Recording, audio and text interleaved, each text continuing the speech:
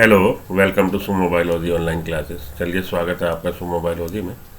तो अगर आप लोग को याद हो, लास्ट लेक्चर में हम लोगों ने पढ़ा था, प्रोटीन के बारे में पढ़ा था और प्रोटीन के स्ट्रक्चर को डिस्कस किया था। ठीक है जी। लास्ट लेक्चर में हम लोगों ने nature of bond linking monomers in polymer भी देखे थे। ओके, तो इस लेक्चर में हम लोग उसी को आगे बढ़ाते हैं। और लास्ट लेक्चर में हम लोगों ने न्यूक्लिक एसिड के स्ट्रक्चर को भी डिस्क्राइब किया था, लेकिन मैं यहाँ पे जो लेक्चर चालू करने जा रहा हूँ उसको न्यूक्लिक एसिड के स्ट्रक्चर से ही चालू कर रहा हूँ। तो चैप्टर हम लोग पढ़ रहे हैं बायोमोलिक्यूल्स, क्लास 11 का। उसमें हम लोग आज पढ़ेंगे न्यूक्लिक एसिड के स्ट्रक्चर को और उसके बाद आगे बढ़ते हैं। हालांकि ये जैसे मैंने बोला, न्यूक्लिक एसिड के स्ट्रक्चर को थोड़ा बहुत आउटलाइन इसकी लास्ट लेक्चर में भी डिस्क्राइब करी गई थी, लेकिन मुझे लग रहा है कुछ उसमें पॉलिशिंग की, फिनिशिंग की ज़रूरत है। तो उसको फिर से एक बार मैं आपको न्यूक्लिक एसिड के स्ट्रक्चर को डिस्कस करता हूँ। तो पॉलीपेप्टाइड चेन में, अगर आपको याद हो, पॉलीपेप्टाइड चेन में अमीनो एसिड्स लिंक्ड हैं एक दूसरे से वाया पेप्टाइड बॉन्ड फॉर्मेशन। और हम लोग के पॉलीसैकेराइड्स में मोनोसैकेराइड लिंक्ड हैं एक दूसरे से वाया ग्लाइकोसिटिक बॉन्ड फॉर्मेशन। तो monosaccharides are linked to each other by means of glycosidic bond between them, and amino acids are linked with each other by means of peptide bond. Nucleic acid पे आते हैं। Nucleic acid exhibit a wide variety of secondary structure.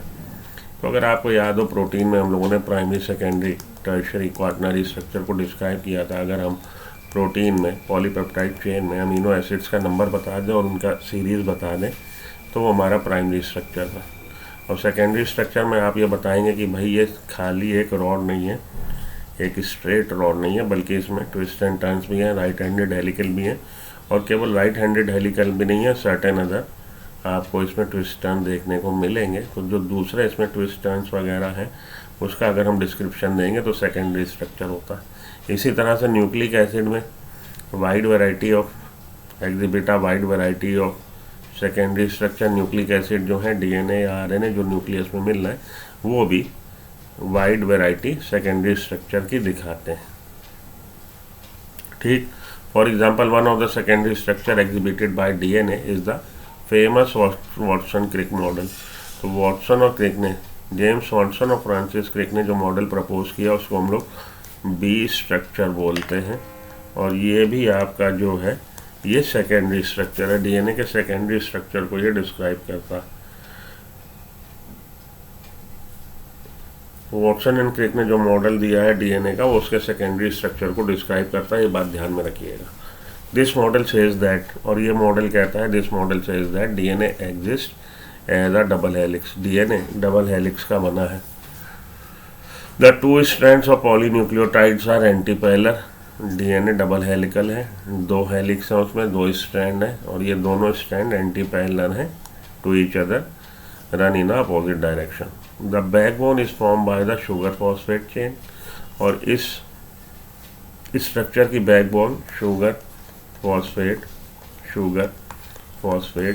Phosphate की बनी है। Backbone is form by the sugar phosphate chain. Nitrogenous bases are projected more or less perpendicular to this backbone. और nitrogenous base perpendicular हैं इसके arrange sugar के to the perpendicular to this backbone, but face inside, लेकिन वो अंदर की तरफ है। यहाँ पे आके मैं रुकता हूँ और समझिए कि यह है क्या, डीऑक्सीराइबोन्यूक्लियोटाइड। डीएनए क्या है? The full form of DNA is deoxyribonucleotide. तो DNA is the polymer of deoxyribonucleotides।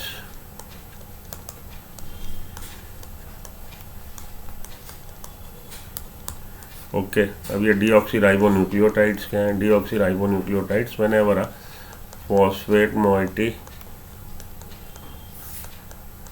get attached to nucleoside by ester bond formation, ये एस्टर बॉन्ड है, तब ये हो जाएगा न्यूक्लियोटाइड। और ये न्यूक्लियोसाइड में क्या क्या है? न्यूक्लियोसाइड में होगी पेंटोज शुगर। न्यूक्लियोसाइड बनता है पेंटोज शुगर और नाइट्रोजिनस बेस से।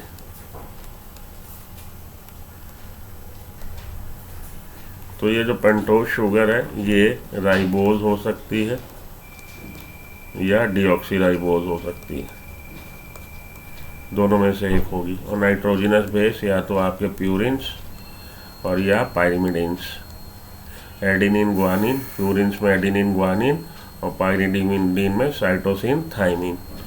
तो ये राइबोज शुगर का, आप पेंटोज शुगर का एग्जांपल देखिए, मोनोसैकेराइड पेंटोज शुगर जिसमें 5 कार्बन एटम हो, 1 2 3 4 और ये 5। तो monosaccharide which contains 5 carbon atom in it called as pentose sugar. तो ये पेंटोज शुगर है। HOH HOH HOH CH2 OHH, ये है आपकी राइबोज शुगर, ये है राइबोज। और डीऑक्सीराइबोज में ये हमारा सेकंड कार्बन पे OH ग्रुप ना होके, हाइड्रोक्सिल ग्रुप ना होके केवल H होगा, डीऑक्सीराइबोज हो जाएगी। ये फ़र्क है राइबोज और डीऑक्सीराइबोज में। ठीक है जी। अब ये 5वां कार्बन है, ये 3रा कार्बन है, ये 4th कार्बन है यहाँ पे। तो ये इसकी ओरिएंटेशन कार्बन की इसी हिसाब से पोलैरिटी है। हम लोग जो बोल रहे हैं 5th prime and 3rd prime and, ऐसे अगर बोल रहे हैं कि इधर 5th प्राइम एंड है, इधर 3rd प्राइम एंड है, तो इट मीन्स इसकी ओरिएंटेशन इस हिसाब से है। और अगर इसकी ओरिएंटेशन इस हिसाब से होती तो इधर 5th प्राइम एंड होता, इधर 3rd प्राइम एंड होता। आ रही बात समझ में? ये आप ओरिएंटेशन पहले समझ लीजिए। एंटी पोलैरिटी, एंटी पैरेलल यही है कि एक की पोलैरिटी इधर, 5th प्राइम एंड वाला कार्बन इधर और दूसरे में 5th प्राइम एंड वाला कार्बन इधर। क्लियर? ये बातें क्लियर हुई? चलिए अब चलता हूँ आगे। तो this model says that DNA exist as double helix, the 2 strands of polynucleotide are antiparallel. आप समझ गए antiparallel, run in opposite direction.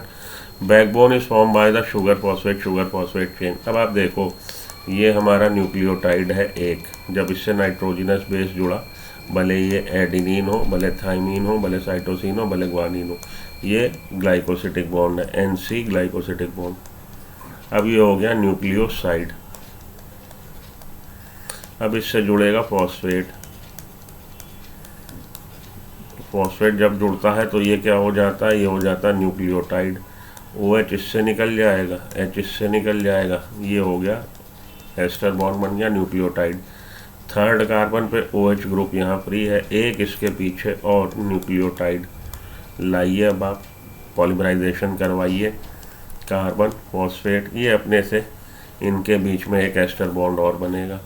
तो ये फॉस्फेट को अपने वाले न्यूक्लियोटाइड के वो 5th कार्बन से जुड़ा है और अपने वाले आगे न्यूक्लियोटाइड के वो 3rd कार्बन से। ठीक है जी। इसी तरह से आप जोड़ते चले जाइए बहुत सारे, और ये चेन लंबी करते चले जाइए। अपने वाले 5th कार्बन से 5th कार्बन और अपने से आगे वाले 3rd कार्बन से, अपने वाले 5th कार्बन से अपने से आगे वाले 3rd कार्बन से। तो sugar phosphate, sugar phosphate, sugar phosphate, इस तरह से आप देखिए बन गया आपका। यही उसने बोला है कि शुगर फॉस्फेट की बैकबोन है, नाइट्रोजिनस बेसिस परपेंडिकुलर है टुवर्ड्स इनर साइड, अंदर की तरफ है। क्लियर हो गई बात? The nitrogenous bases are projected more or less perpendicular to this backbone but face inside.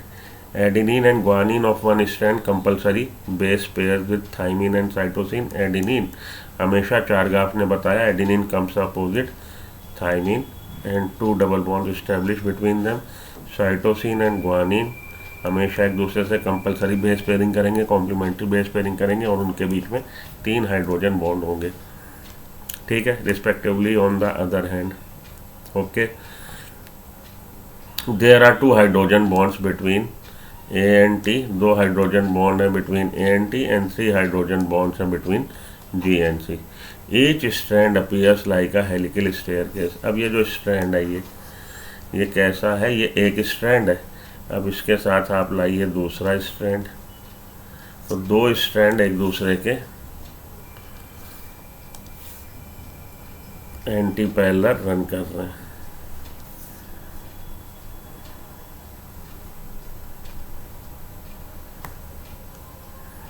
ठीक है जी। ऐसे ये दो स्ट्रैंड्स एक दूसरे के एंटी पैरेलल रन कर रहे हैं। ईच स्ट्रैंड अपीयर्स लाइक अ हेलिकल स्टेयरकेस। ये जो एक स्ट्रैंड है ये कैसा है, ये हेलिकल कुंडली नुमा घुमावदार स्टेयरकेस। जैसे आप पुराने ज़माने की पिक्चर देखेंगे 80s के 90s के, तो उसमें ज़रूर ये घुमावदार सीढ़ी होती थी जिसको अजीत या रंजीत चढ़ते थे। तो घुमावदार सीढ़ी है, हेलिकल स्टेयरकेस है। Each step of accent is represented by a pair of basis. अब ये सीढ़ी है घुमावदार, तो इसका मतलब है सीढ़ी आप ऊपर चढ़ते हो ना, मतलब ये सीढ़ी घूम भी रही है, ऊपर भी चढ़ रही है, घूम भी रही है, घूम रही है, मतलब इस पॉइंट से आप चालू होइए और इसी पॉइंट पे वापस आ जाइए घूम के, रोटेट करके, लेकिन प्लेन वही है मानिए। तो इस प्लेन पे हैं आप, यहीं पे घूम के आप यहीं पे वापस आ जाइए, 360 डिग्री रोटेट होके आ गए। लेकिन अगर आप इस प्लेन पे तो घूम रहे हो और साथ में ऊपर भी चढ़ रहे हो, तो आप साथ में ऊपर भी चढ़ रहे हो। जैसे सीढ़ी में आप घूमते भी जाते हो, ऊपर भी चढ़ते चले जाते हो। तो each strand appears like a helical staircase, each step of accent, जैसे ही आप सीढ़ी के डंडे चढ़ते हो, is represented by a pair of basis. तो सीढ़ी के डंडे जो हैं उसको रिप्रेजेंट यहाँ कौन कर रहा, बेस पेयर कर रहा। एक इस स्ट्रैंड पे है एडिनिन, तो एक अपोजिट स्ट्रैंड पे है थाइमिन। बेस पेयर आप कवर करते चले जा रहे हो। At each step of the ascent the strand turns 36 degree. हमें 360 डिग्री रोटेट होना है।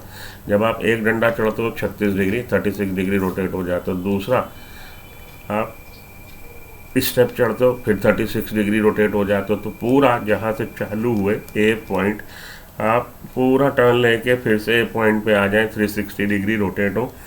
इसके लिए आपको कितने स्टेप कवर करने पड़ेंगे, 10। 1 full turn off helical strand would involve 10 step और 10 बेस पेयर। तो जहाँ से चले थे, जिस पॉइंट से हम वापस इस पॉइंट से चले और वापस इसी पॉइंट पे आ गए, तो इस दौरान आपने 10 बेस पेयर कवर कर लिए, 360 डिग्री रोटेट हो गए। लेकिन 360 डिग्री रोटेट होने के अलावा आप डिस्प्लेस भी तो हो गए, ऊपर भी तो चढ़ गए, इस पॉइंट के ठीक ऊपर घूम के आप आ गए। Attempt drawing a line diagram, the pitch would be 34 angstrom. तो ये जो दूरी आपने तय कर ली ये है 34 एंगस्ट्रॉम। द राइस पर बेस पेयर वुड बी, इसलिए एक डंडा चढ़ने में आप अगर 10 डंडे चढ़े, आप 34 किलोमीटर डिस्प्लेस हो गए, तो एक डंडे से दूसरे डंडे की दूरी 3.4 kilometre, 3.4 angstrom. This form of DNA would be above mentioned salient feature is called B structure DNA। इस तरह का डीएनए की जो विशेषताएं जो यहाँ डिस्क्राइब करी गई, वो डीएनए स्ट्रक्चर हमारा बी स्ट्रक्चर डीएनए कहलाता है, जिसको जेम्स वॉटसन और फ्रांसिस क्रिक ने डिस्क्राइब किया था। चलिए अब इससे रिलेटेड कुछ बातें इधर देखिए, आपको और ज़्यादा स्ट्रक्चर ज़्यादा इससे समझ में आएगा। तो ये देखिए, ये आपके दो स्ट्रैंड हैं जो एंटी पैरेलल एक दूसरे के मूव हो रहे हैं। ये एक स्ट्रैंड और ये दूसरा स्ट्रैंड हेलिकली वुंडेड है। हेलिकल्स, दो हेलिकल्स हैं, एक ये जा रहा हेलिकल, एक ये जा रहा हेलिकल। अब जिस पॉइंट पे आप थे, इस पॉइंट पे आप थे, इसी पॉइंट पे वापस रोटेट होके आ जाइए। ये आ गए आप इसी पॉइंट पे वापस, जहाँ से चले थे वहीं वापस आ गए। ये बात अलग है कि आप इतना डिस्प्लेस हो गए। कितना डिस्प्लेस हो गए, 3.4 नैनोमीटर। एंगस्ट्रॉम कह लीजिए या नैनोमीटर। एंगस्ट्रॉम की बात करें तो 34 एंगस्ट्रॉम, नैनोमीटर की बात करें तो 3.4 नैनोमीटर। ठीक है जी। 1 nanometre is equal to 10 angstrom. तो 3.4 नैनोमीटर आप डिस्प्लेस हो गए। अगर 10 ये बेस पेयर के बीच का डिस्टेंस, 10 बेस पेयर का जो डिस्टेंस है, लेंथ है डीएनए की, वो 3.4 नैनोमीटर है। तो एक बेस पेयर से दूसरा base pair 0.34 nanometre. Okay, clear. चलिए आगे चलूँ।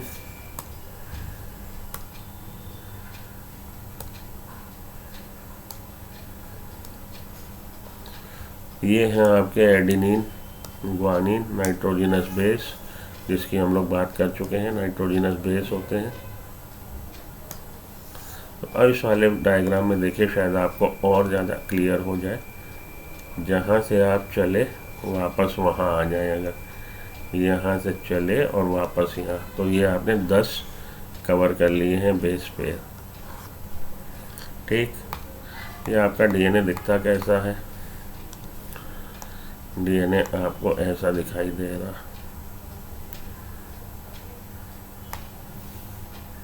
ठीक है जी।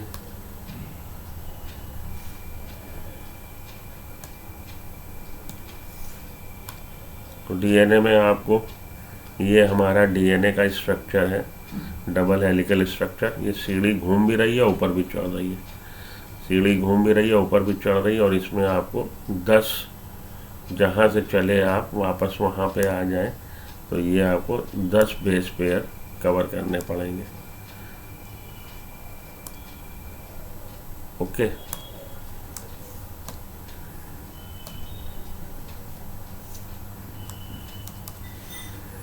ये फिर से एक बार यहाँ पे कि इस पॉइंट से लेके इस पॉइंट तक 3.4 नैनोमीटर या 34 एंगस्ट्रॉम, इसलिए दो के बीच की डिस्टेंस। क्लियर हो गया बात आपको, बी स्ट्रक्चर क्लियर हो गया। चलिए आगे चलूँ। ठीक, वापस आ जाते हैं अपने एनसीईआरटी पे। तो ये तो हो गया आपके डीएनए के बारे में जानकारी। द राइस पर base pair would be 3.4 angstrom, क्योंकि 10 बेस पेयर का डिस्टेंस 34 एंगस्ट्रॉम है, इसलिए एक बेस पेयर से दूसरे बेस पेयर का डिस्टेंस 3.4 एंगस्ट्रॉम है। एंगस्ट्रॉम में बता दीजिए, भले नैनोमीटर में बता दीजिए। नैनोमीटर में बताएंगे तो 3.4 नैनोमीटर पिच, जहाँ से चले वहाँ वापस आने में पिच है। 3.4 नैनोमीटर 10 बेस पेयर से कवर हो रहा, तो एक बेस पेयर से दूसरे बेस पेयर का डिस्टेंस 0.34 नैनोमीटर या 3.4 एंगस्ट्रॉम है। ये आपका बी स्ट्रक्चर डीएनए हो गया। तो मेरे ख्याल से अब आपको इसमें दिक्कत नहीं होनी चाहिए, लेकिन फिर भी अगर दिक्कत है, मेरा मॉलिकुलर बेसिस ऑफ इनहेरिटेंस का डीएनए स्ट्रक्चर को देख लीजिए, वहाँ पे और ज़्यादा डिटेल में इसको मैंने बताया। अब हम लोग आते हैं अगले टॉपिक पे, dynamic state of body constituents, concept of metabolism. तो ऑलमोस्ट चैप्टर ख़त्म ही है।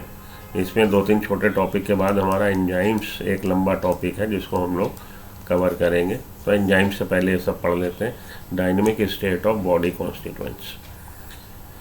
What we have learn till now is the living organism, be it a simple bacterial, protozoan, plant or animal, contains thousands of organic compound. अभी तक जो हम लोगों ने समझा पढ़ा इस चैप्टर में, ये समझ में आया कि कोई भी लिविंग ऑर्गेनिज्म हो, भले वो फंगल सेल हो, भले वो प्लांट सेल हो, भले वो एनिमल सेल हो, भले माइक्रोब हो, उसमें 100 to 1000 हमारे कंपाउंड्स, ऑर्गेनिक कंपाउंड्स होते हैं। दिस कंपाउंड्स और biomolecules are present in certain concentration. और ये जो कंपाउंड्स या केमिकल्स हैं उनकी एक रेंज है, पर्टिकुलर रेंज में होंगे वो सेल में।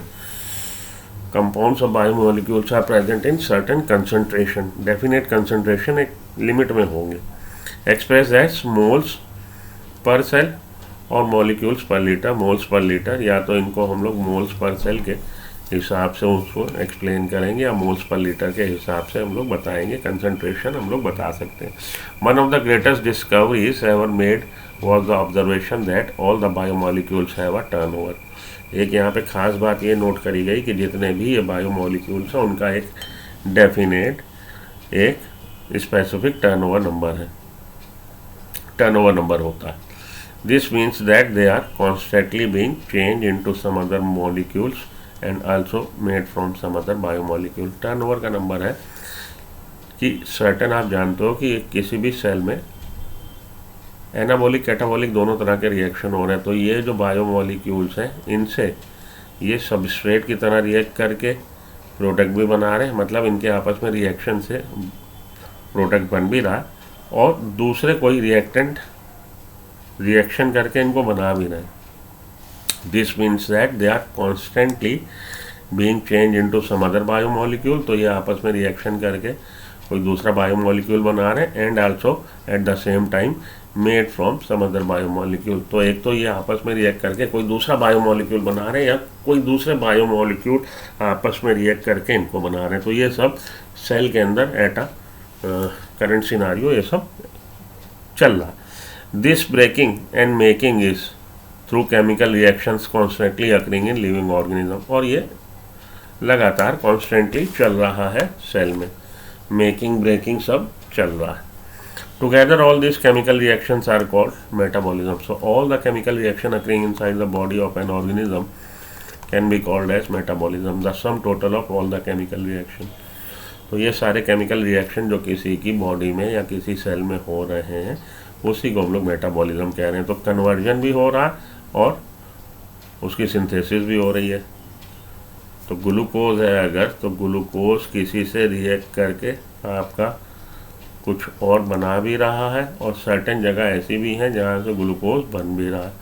ये चल रहा process. Each of the metabolic reactions result in the transformation of biomolecule. कोई भी मेटाबॉलिक रिएक्शन जो हो रहा है, each of the metabolic reactions result in the transformation of biomolecule. उससे क्या हो रहा है? ट्रांसफॉर्मेशन हो रहा है बायोमोलिक्यूल का। Each of the metabolic reaction,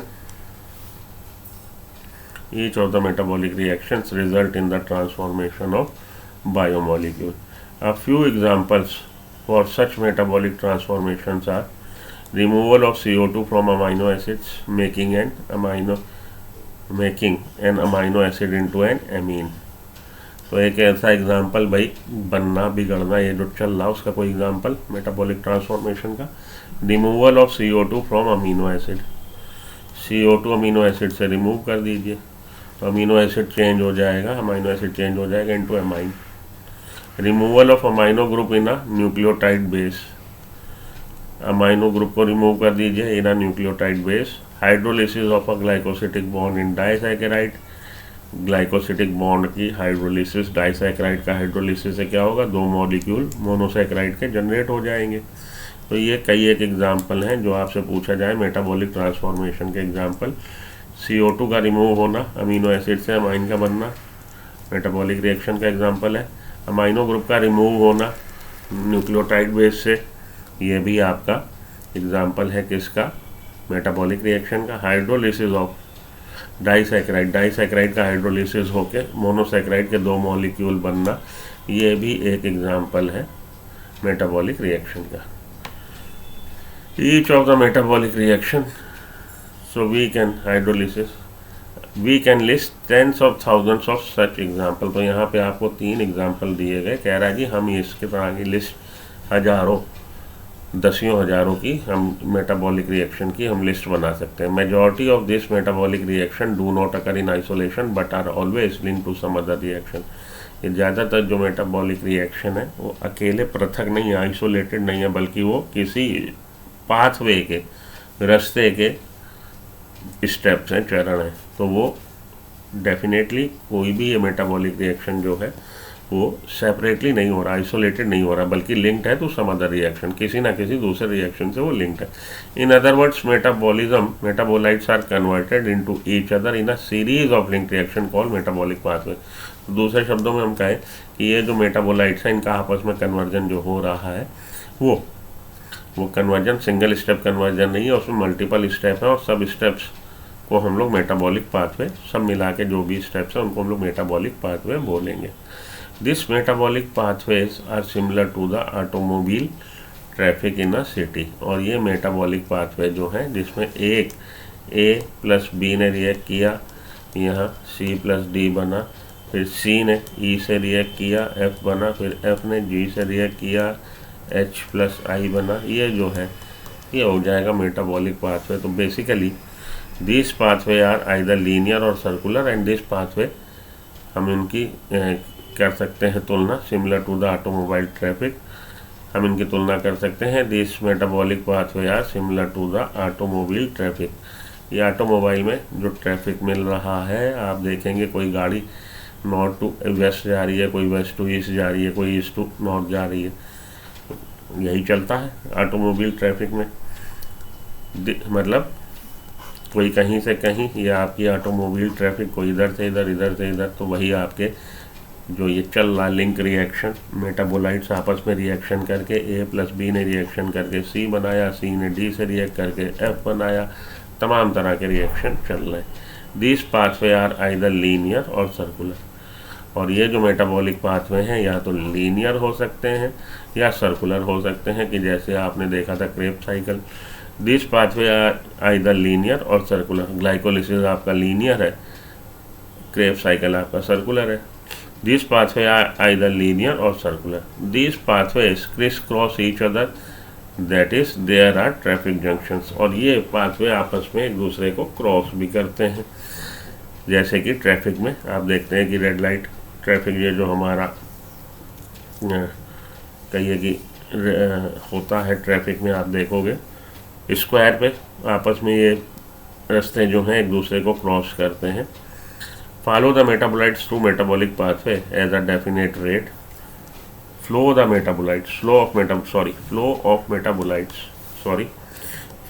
metabolites through metabolic pathway has a definite rate and direction like automobile traffic. ये जो मेटाबोलाइट्स का फ्लो है एक से दूसरा, दूसरे से तीसरा मेटाबॉलिक पाथवे में, उसका एक डेफिनेट रेट है एंड डायरेक्शन, एक निश्चित रेट और एक निश्चित दिशा है, लाइक ऑटोमोबाइल ट्रैफिक की तरह। This metabolite flow is called dynamic state of body constituents, और ये जो मेटाबोलाइट फ्लो है इसी को हम लोग बोलते हैं dynamic state of body constituents.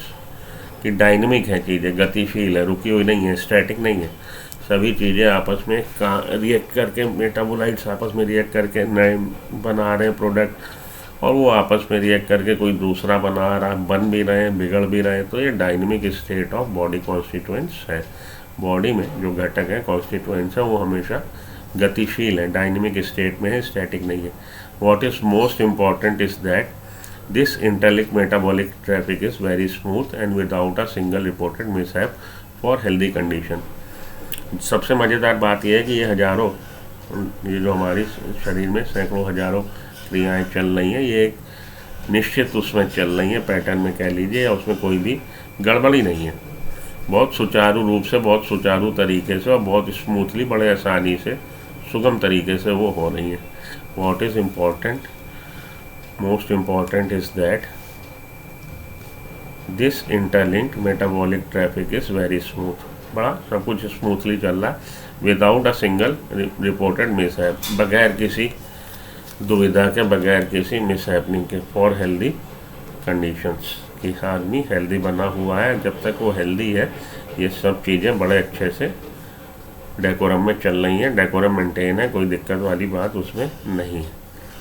ठीक है जी। Another feature of this metabolic reaction, एक और फीचर जो इस मेटाबॉलिक रिएक्शन का है, is that chemical reaction is catalysed reaction. दूसरी बात यहाँ ध्यान देने वाली बात यह है कि ये जो मेटाबॉलिक रिएक्शंस है, ये केमिकल रिएक्शंस जो हैं ये कैटालाइज्ड है। There is no uncatalysed metabolic conversion in living system. ये लाइन बहुत इंपॉर्टेंट है। कोई भी ऐसा केमिकल रिएक्शन नहीं है बॉडी में जिसमें कैटालिस्ट का रोल ना हो। There is no uncatalysed metabolic conversion, uncatalysed metabolic conversion living में नहीं है। Even CO2 dissolving in water, a physical process is a catalysed reaction in living state. CO2 का डिजॉल्व होना वाटर में, even CO2 dissolving in water, a physical process, वो भी एक physical process है और वो भी कैटालाइज्ड लिंक रिएक्शन है। The catalyst which hastens the rate of a given metabolic conversion are also protein, और वो कैटालिस्ट जो इस रिएक्शंस के रेट को बढ़ा देते हैं वो प्रोटीन्स हैं। तो CO2 का डिजॉल्व होना वाटर में, जो कि एक फिजिकल प्रोसेस है, केमिकल प्रोसेस नहीं, फिजिकल प्रोसेस, वो भी कैटालाइज्ड रिएक्शन है लिविंग सिस्टम में। और ये कैटालाइज जो है, जो रेट को बढ़ा रहे हैं मेटाबॉलिक कन्वर्जन के, वो प्रोटीन्स हैं। This proteins with catalytic power are, और ये प्रोटीन्स जिनमें कैटालिज्म की कैटालिटिक पावर है, आर नेम्ड एंजाइम्स। तो एंजाइम्स क्या हैं? Basically proteins, and this proteins with catalytic power are called as are named enzymes. ठीक, ओके। चलिए, मेटाबॉलिक बेसिस फॉर लिविंग, इसको पढ़ लें, लिविंग स्टेट को पढ़ लें, फिर आ जाएगा हम लोग का एंजाइम, जो हम लोग अगले लेक्चर में पढ़ेंगे। मेटाबॉलिक पाथवे, आइए, metabolic basis for life living. Metabolic pathway can lead to a more complex structure from a simple structure. Metabolic pathway अगर ये एनाबॉलिक है तो सिंपल से कंपाउंड चीज़ें बना देगा, और lead to a simple structure form a complex structure, और कई बार ऐसा होता है कि कॉम्प्लेक्स स्ट्रक्चर को ब्रेक कर देता है सिंपल स्ट्रक्चर में। मेटाबॉलिक पाथवे में सरल से जटिल चीज़ें बन सकती हैं, या जटिल से सरल चीज़ों का निर्माण हो सकता है। तो जटिल से सरल का जटिल को तोड़ के आप सरल, और सरल से आप जटिल चीज़ें बना सकते हो, दोनों तरह से हो सकता है। तो उसको हम लोग कैटाबॉलिक और एनाबॉलिक बोलते हैं। कैटाबॉलिक हो गए हमारे विखंडनकारी, तोड़ फोड़ वाले, जब जटिल वस्तु तोड़ के आप सरल बनाते हैं। और एनाबॉलिक हो गया रचनात्मक, कंस्ट्रक्टिव। एनाबॉलिक में सरल चीज़ों से आप जटिल चीज़ें बना लोगे। The former cases are biosynthetic pathway, anabolic, जब आप सिंपल से कॉम्प्लेक्स बना रहे हो। The latter constitute degradation and hence are called catabolic. तो लेटर वाली क्या है, जब आपने कॉम्प्लेक्स स्ट्रक्चर से सिंपल स्ट्रक्चर बना लिए। Anabolic pathways as expected consume energy. ये जो कंस्ट्रक्टिव पाथवे हैं उसमें एनर्जी चाहिए, कोई चीज़ बनाने में आप एनर्जी का पुट करते हैं, एनर्जी आपको इन्वेस्ट करनी पड़ती है। और किसी चीज़ को तोड़ने, निर्माण करने में हमेशा एनर्जी लगेगी, तोड़ने में हमेशा एनर्जी निकलेगी। Assembly of a protein from amino acid requires energy. Amino acid से प्रोटीन बनाना किस तरह का रिएक्शन हो गया, एनाबॉलिक, क्योंकि सिंपल से आपने कॉम्प्लेक्स बनाए और उसके लिए आपको एनर्जी चाहिए, क्योंकि बॉन्ड फॉर्मेशन होगा, जब उसमें पेप्टाइड बॉन्ड बनेंगे तभी तो पॉलीपेप्टाइड चेन बनेगी, उसके लिए एनर्जी चाहिए। तो assembly of a protein from amino acid requires energy. On the other hand catabolic pathways lead to the release of energy. और दूसरे हम रूप में देखें, दूसरे हाथ हम देखें अगर, तो आप देखेंगे कि कैटाबॉलिक पाथवे वो पाथवे जिसमें डिस्ट्रक्शन हो रहा, lead to the release of energy, उसमें एनर्जी रिलीज होगी। For example when glucose is degradated to lactic acid. Example के तौर पर जब ग्लूकोज का विखंडन हो रहा लैक्टिक एसिड में इन अवर स्केलेटल मसल, जैसे कि हमारी स्केलेटल मसल में होता है, glucose broken down into lactic acid, energy is liberated, energy release हुई। This metabolic pathway from glucose to lactic acid which occurs in 10 metabolic step is called glycolysis. और ये metabolic pathway जो हुआ है, glucose को लैक्टिक एसिड में conversion किया गया है, इसमें 10 मेटाबॉलिक स्टेप लगे हैं और इसको हम लोग ग्लाइकोलिसिस कहते हैं। Living organism have learn to trap this energy liberated during degradation. और लिविंग ऑर्गेनिज्म, जीवित जीवों में इन्होंने इस चीज़ को समझा है, इस चीज़ को डेवलप कर लिया कि ये जो इस तरह से एनर्जी जो रिलीज़ हो रही है ग्लाइकोलिसिस में, इसको ट्रैप कर लें, इसको हम किसी चीज़ में रोक लें, फंसा लें। This energy liberated during degradation and store it in the form of chemical bond. और उसको फॉर टाइम बीइंग हम लोग स्टोर कर लेते हैं केमिकल बॉन्ड एनर्जी के फॉर्म में। एज एंड व्हेन नीडेड, और जहाँ इसकी ज़रूरत होती है एनर्जी की, this bond energy is utilise for biosynthetic work. तब हम इस एनर्जी के इस्तेमाल करके कुछ बायोसिंथेसिस कर सकते हैं किसी चीज़ की, ऑस्मोटिक वर्क कर सकते हैं या मैकेनिकल वर्क कर सकते हैं। उसके लिए हमने उसको संचय करके रख लिया और ज़रूरत पड़ने पे जब जहाँ जैसी ज़रूरत है हमने इस्तेमाल कर लिया। तो लिविंग ऑर्गेनिज्म में इन्होंने इस चीज़ को, क्षमता को डेवलप कर लिया है कि इसको हम लोग स्टोर करके रख लेते हैं in the form of ATP। बाद में उसको यूज़ कर लेंगे। आप जो भी काम आप करना चाहते हैं, आपने वो काम, भले बायोसिंथेसिस, किसी चीज़ की सिंथेसिस करना हो, ऑस्मोटिक वर्क हो कि अगर आपको ऑस्मो रेगुलेशन करना हो, या और कोई काम हो, तो मैकेनिकल काम हो, तो आप इस्तेमाल कर लें बाद में। The most important form of energy currency in living system is the bond energy in a chemical called adenosine triphosphate. जब मोस्ट इम्पॉर्टेंट एनर्जी का फॉर्म लिविंग ऑर्गेनिजम्स में ATP है, adenosine triphosphate. How do living organism derive this and their energy? Bye means of oxidation of food particles. What strategy have they evolved? How do they store their energy? In what form they store their energy? In chemical bond form, in the form of ATP. How do they convert this energy into work? वो इस energy को work में convert कर लेते हैं। कैसे कर लेते हैं? You will study and understand all this later in higher class. बाद में आप बायोजेनेटिक्स में, एनर्जेटिक्स में आप बाद में, बायो एनर्जेटिक्स में आप बाद में हायर क्लासेस में पढ़ेंगे। ठीक है, तो इसको आप, अब हम लोग आगे बढ़ते हैं नेक्स्ट वाले स्टेप पे, लिविंग स्टेट पे। At this level you must have understand that tens and thousands of chemical compound in a living organism, otherwise called metabolites और biomolecules, are present at concentration characteristic of each of them. तो मोटा माटी बातों का लब्बो लुआब ये है, लब्बो लुआब ये है कि आज की तारीख में Rohit Sharma Indian cricket team का कैप्टन है। नहीं बेटा, लब्बो लुआब ये है कि tens of thousands of chemical compound, दसियों हजारों केमिकल कंपाउंड्स लिविंग ऑर्गेनिज्म में हैं, जिनको हम मेटाबोलाइट्स बोलते हैं या बायोमोलिक्यूल्स बोलते हैं। और ये एक निश्चित एक दायरे में, कंसंट्रेशन के दायरे में, characteristic concentration are present at concentration characteristic of each of them, कि एक लिमिटेड दायरे में ये हर किसी की बॉडी में, हर सेल में है। For example the blood concentration of glucose in a normal healthy individual, normal healthy individual में ब्लड ग्लूकोज कंसंट्रेशन जो होगी वो 4.2 मिलीमोल पर लीटर से लेके 6.1 मिलीमोल पर लीटर तक होगी। तो 4.2 मिलीमोल पर लीटर से लेके 6.1 मिलीमोल पर लीटर तक आपको blood glucose concentration healthy human being में देखने को मिलेगा। ठीक, while that of hormones would be nanogram. और हार्मोन्स में ये कंसंट्रेशन कितना होगा, वो बहुत हल्का होगा, नैनोग्राम्स में होगा। तो हर मेटाबोलाइट्स का concentration according to its need कह लीजिए, या एक निश्चित दायरे में होगा। तो ग्लूकोज आपको मिल रही है 4.2 मिलीमोल पर लीटर या आपके 6.1 मिलीमोल पर लीटर। अगर हार्मोन्स के देखेंगे तो नैनोग्राम में मिल रहा है पर M L. The most important fact of biological system is that all living organism exist in a steady state characterized by concentration of each of these molecule. The most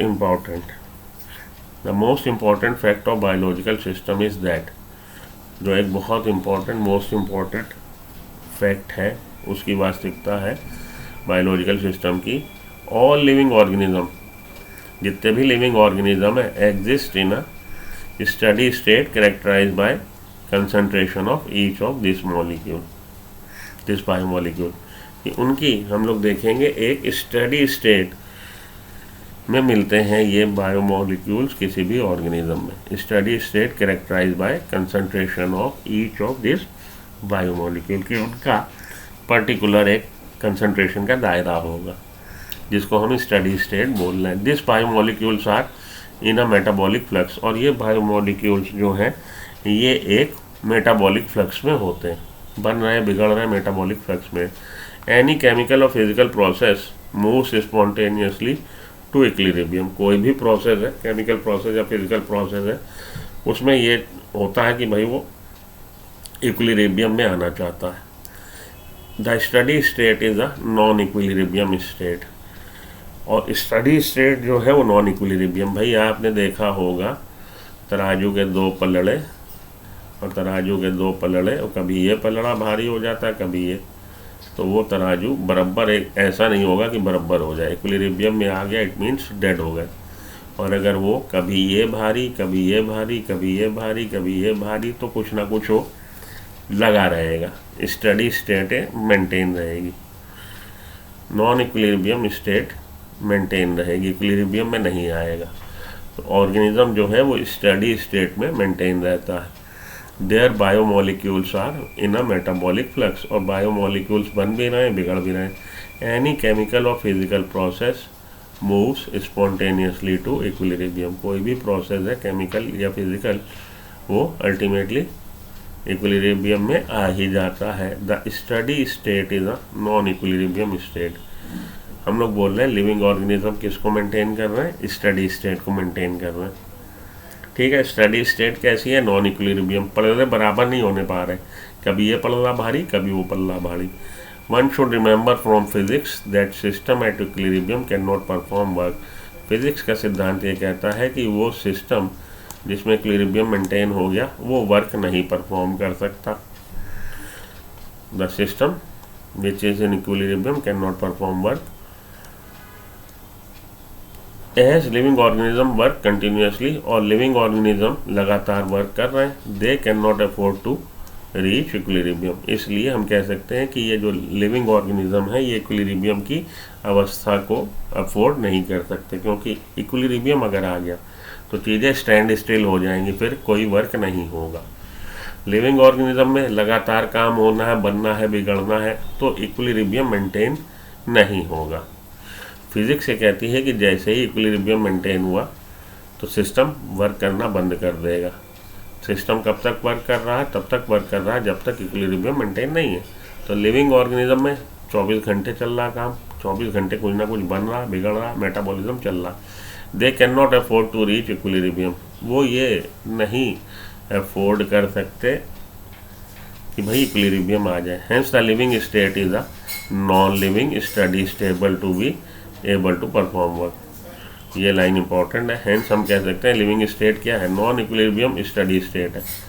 non equilibrium, equilibrium नहीं आएगा, कभी भी संतुलन maintain नहीं होगा, कभी ये पल रहा भारी, कभी वो पल रहा भारी।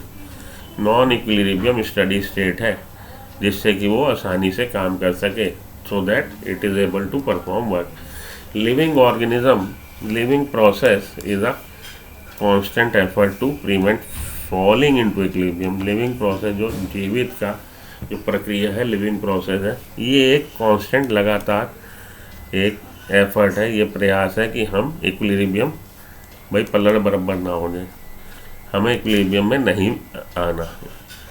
Prevent to falling into equilibrium, ये लगातार कॉन्शियस एफर्ट है कि इक्विलिब्रियम मेंटेन ना हो।